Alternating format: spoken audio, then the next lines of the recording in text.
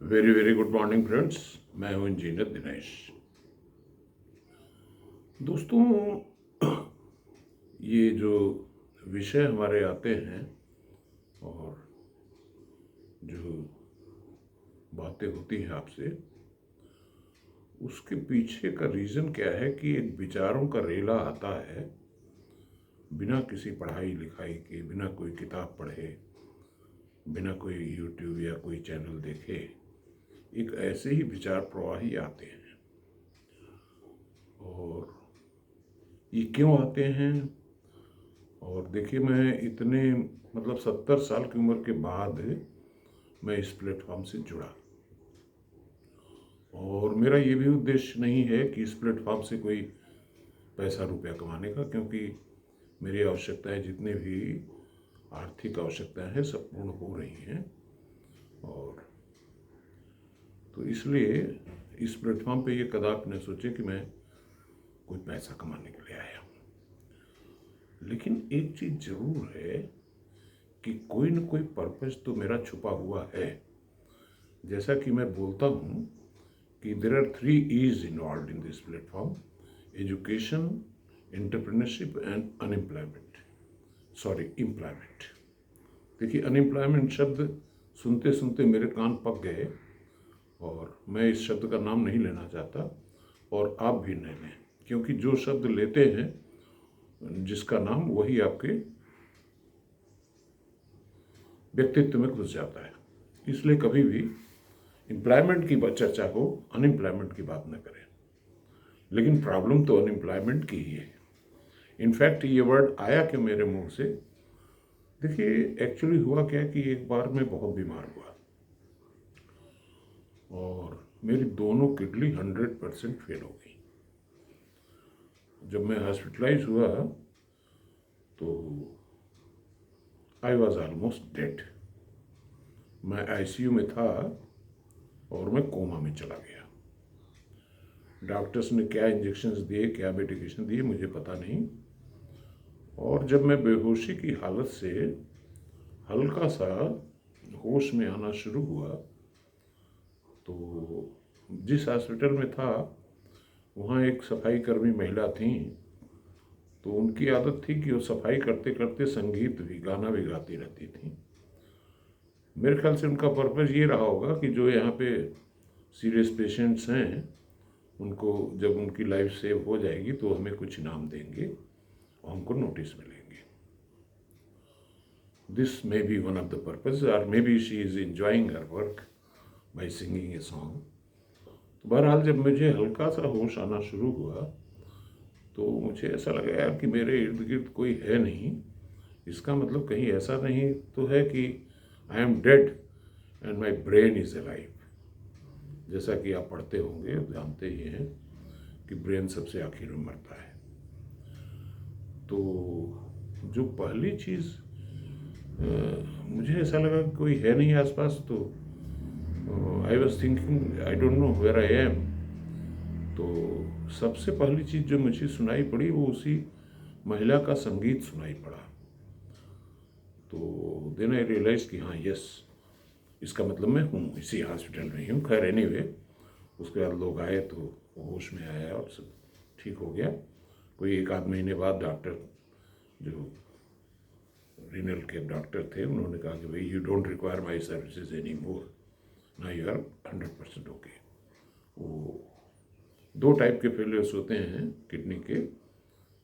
एक तो बहुत आसानी से ठीक हो जाता है, दूसरे में थोड़ा टाइम लगता है या अनक्योरेबल रहता है, जीवन भर चलता रहता है। डायलिसिस वाले जो हो जाते हैं बेचारे। तो बहरहाल I am out of that.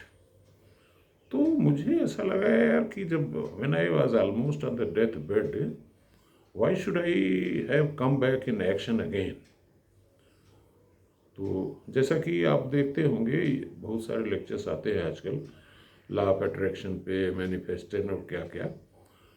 तो मुझे ऐसा लगा कि प्रकृति जो है, यूनिवर्स, मेरे को ये बोल रही कि तुझे काम करने के लिए रोका गया है इधर।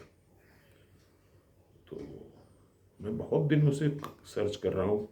जैसे हाउसिंग पे मैं काम कर रहा हूँ, गरीबों के लिए मकान बनाता हूँ, 200-250 रुपये स्क्वायर फीट वाले मकान भी डेवलप किए मैंने।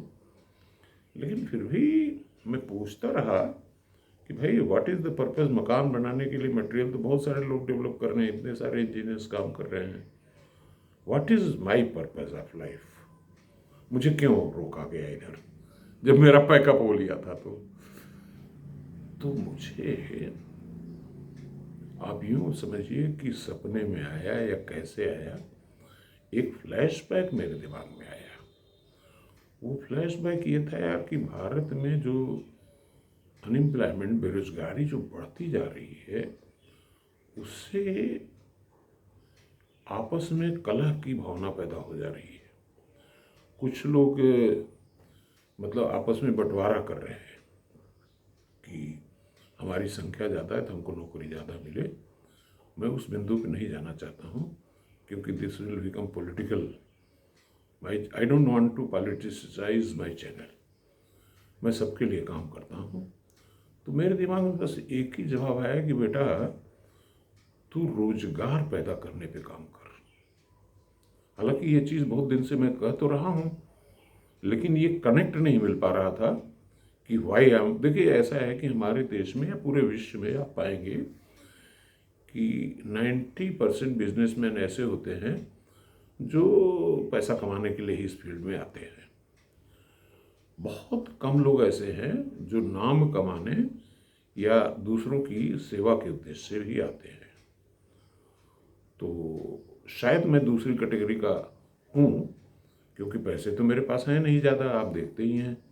मैं अकेला, न तो मेरे पास ये एडिटर है कोई कि मेरी यूट्यूब चैनल एडिट करे, न कोई यहाँ कैमरा लगा है। हाँ ये ज़रूर है कि 20-25 लोग मेरे लिए काम करते हैं ऑन द कॉन्ट्रैक्ट बेसिस, कि जितना काम करते हैं उतना पैसा लेते हैं। तो मैं कहाँ था कि कैसे एम्प्लॉयमेंट जनरेट किया जाए, इस पे मुझे काम करना है। तो भी हमारे एक मित्र हैं, उन्होंने मुझे एक इन्फॉर्मेशन दी कि गवर्नमेंट इंक्यूबेशन सेंटर खोलने के लिए they are trying to select people, खोज रहे हैं लोगों को जिनके पास अपनी ज़मीन जायदाद हो। तो शायद मैं भी उसमें अप्लाई कर रहा हूँ।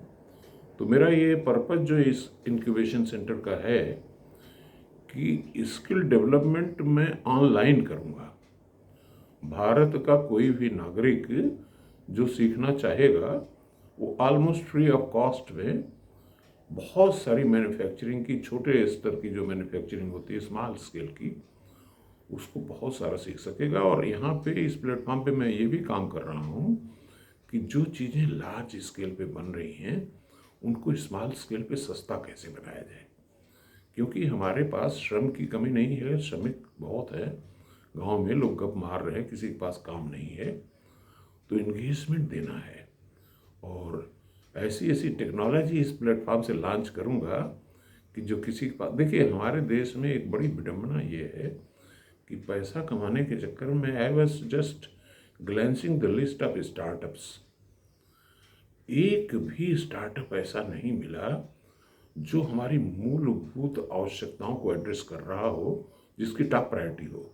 कोई ऐसा नहीं मिला जो रोटी कपड़ा मकान पे काम कर रहा हो। और हमारी तो काम किस पे कर रहे हैं कि कोई डिजिटल प्लेटफॉर्म बना दिया, गाड़ी चल रही है उसी को कंप्यूटराइज कर दिया, उसमें पैसा बनने लगा, या ट्रेडिंग का प्लेटफॉर्म बना दिया पैसा कमाने का। यहाँ तक कि एजुकेशन में इतने लोग कूद गए, एजुकेशन में इतने प्लेटफॉर्म बन गए, इतने ऑनलाइन बन गए, क्योंकि सबसे ज़्यादा बच्चे वहाँ हैं, सबसे ज़्यादा पैसा वहीं है।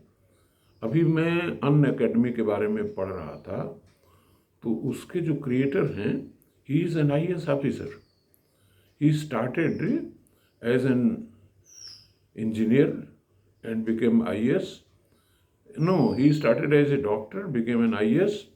Then he started an academy at a very small age. तो देखिए एजुकेशन में और एडटेक बिजनेस में तो बहुत सारे लोग आ गए हैं, लेकिन एडटेक में भी कोई बंदा ऐसा नहीं आया जो ऐसा कर दे कि एजुकेशन, टॉप क्लास की एजुकेशन फ्री ऑफ कॉस्ट हो जाए। कुछ न कुछ कमाई हो रही है। अन अकेडमी वाले भी 26,000 करोड़ का टर्नओवर दे रहे हैं। और ये जो कौन पांडे जी हैं वो भी 8,000 करोड़ का दे रहे हैं। लेकिन पैसा तो, टर्नओवर तो तभी बनेगा जबकि पैसा कलेक्ट होगा।